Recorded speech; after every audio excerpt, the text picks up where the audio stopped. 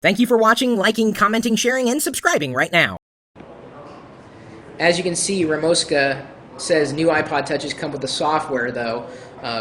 What we're discussing at this point is an announcement that Apple made today with, in regard to iPod Touch software, the software that comes with the new iPod Touch, and versus the software that is on existing iPod Touches. And Apple has added 5 new apps, Mail, Weather, Notes, Stocks, and Maps to iPod Touches so long as you pay $20. Well, the whole community's up in arms, and as well they should be. I think it was wrong for Apple to do.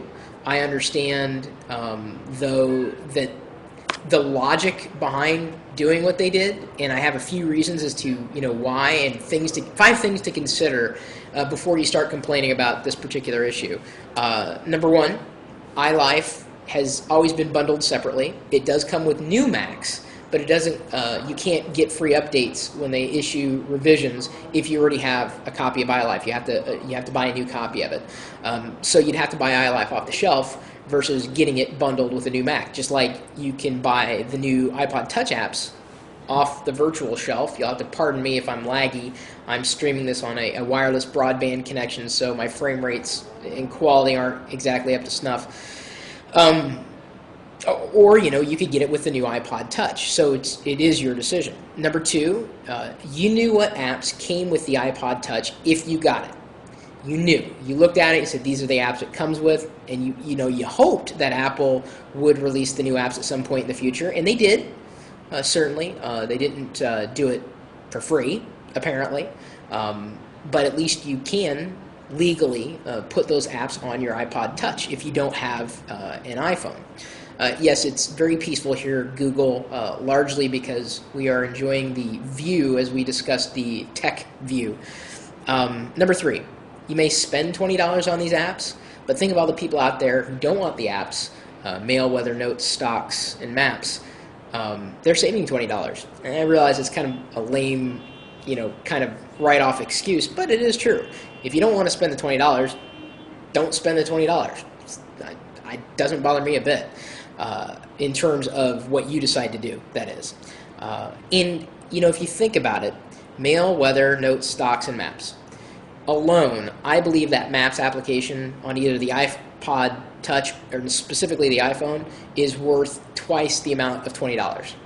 It's a great app, a fantastic app, and with a new software revision, it's not quite like a GPS, but it's pretty darn close. I mean, it's not there, but there are some basic features and functionality that are now inherent inside of that software. So, $20 for 5 apps, that's $4 an app.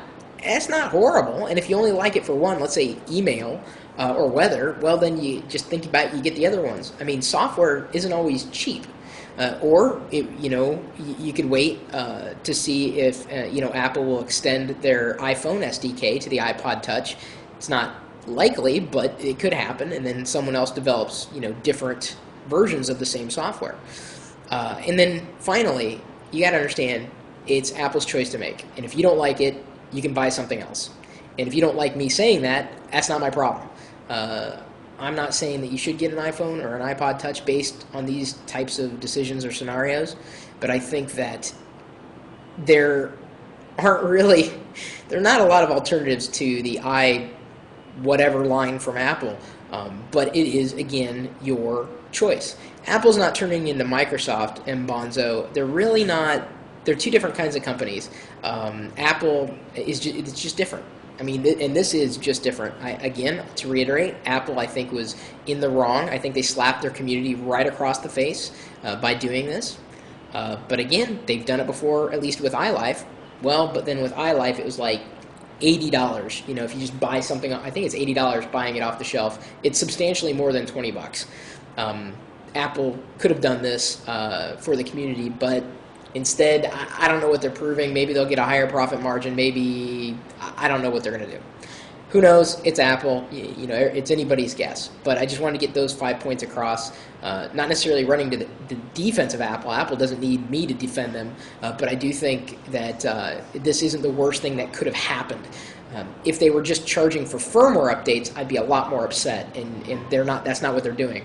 It's not a firmware issue. It's a software update issue. Giving you access to more software. And at least they're doing it, and it's legal. I don't know what else to say. I realize it doesn't fall in line with what everybody wants me to be, and I'm sure I'll get accused of being a fanboy, but that's just not the case. I'll say it right now. Apple was stupid for doing it, and I don't know how much more anti-fanboy I could be.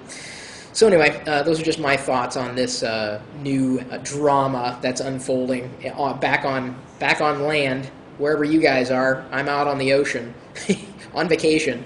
And my email address, by the way, is still open. I'm not checking it very frequently, but it is still chris@pirillo.com. If you have any thoughts, maybe you have an iPod Touch and you're upset about it, or maybe you're fine with it, let me know what you think. Maybe you'd now consider buying an iPod Touch now that it comes with these apps. I'd be curious to hear what you think. And of course, if you want, you can swing by our chat room. They've been quite active even in my absence, which is great. That's exactly what I was hoping would happen. There have been plenty of people streaming their video and talking about stuff and sharing tips, tricks, thoughts, and whatnot. You'll have to pardon me as I swat all these bugs away from my life. They're attracted to the glow. I think we have geeky bugs here in Hawaii.